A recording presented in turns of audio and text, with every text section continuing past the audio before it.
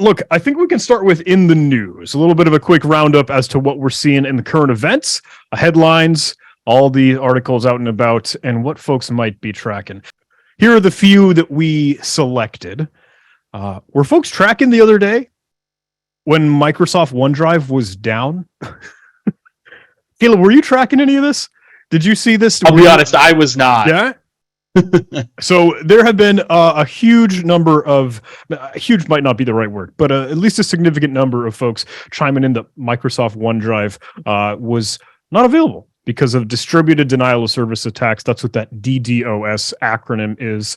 And I got to admit, I don't know if things are back up. Are things back up? Can I ask you all, chat, lovely listeners?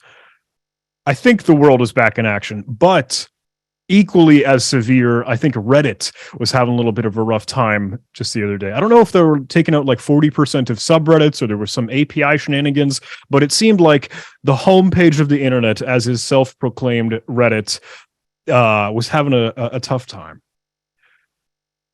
I would love to take a look in the chat for just a moment.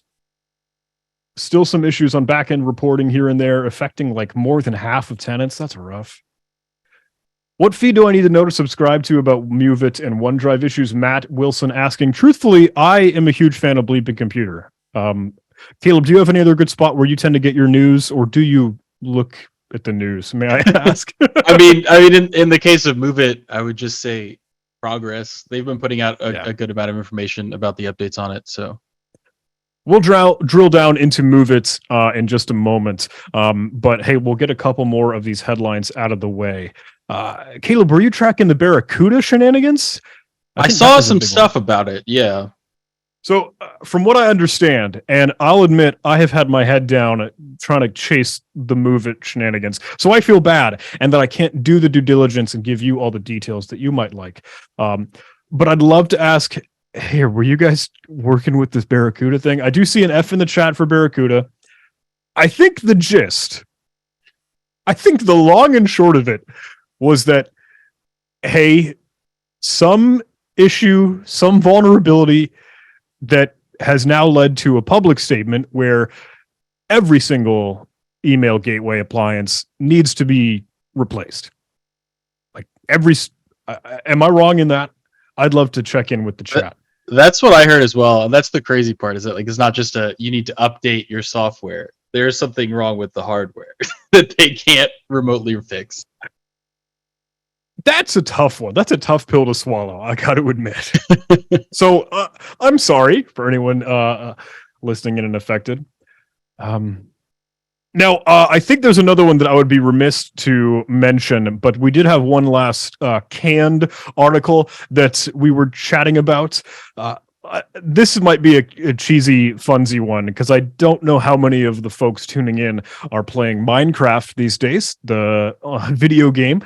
But if we're digging into some more malware, if we're digging into some more of the current events and threats, sounds like there were a whole lot of Minecraft mods or modifications to the game that had this new malware style family trend, this thing called Fracturizer, which is kind of interesting because from what I hear, it would end up injecting like into the jar of like the Java archive of Minecraft itself, which has a little bit more persistence to it than, I don't know, other artifacts or places and spots on the file system.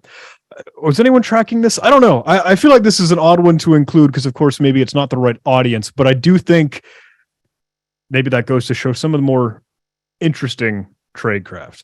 I see Will jumping in the chat. You know what? Minecraft was the canary in the coal mine for Log4j or Log4j back in those days. Are you still playing Minecraft, Caleb? I'm going to be honest. I've played a sum total of maybe 3 minutes of Minecraft in my entire life, so I'm not. I think that's something to be proud of. I think that should be like a yearbook, like superlative on the tombstone. Like that's least Minecraft played. That's a proud moment. Well, hey, I will be the first to admit, let me fall on my sword here. I did not get some canned slide-in showcase for Fortinet.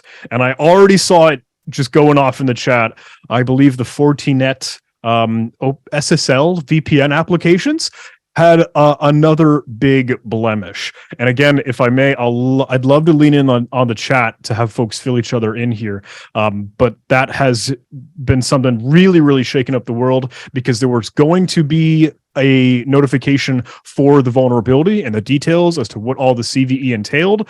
I think Fortinet was going to wait until today to release those details, June 13th. But now I think there's a little bit more already out there on the open internet. Yep. Okay. I see Ethan discussing it was dropped yesterday.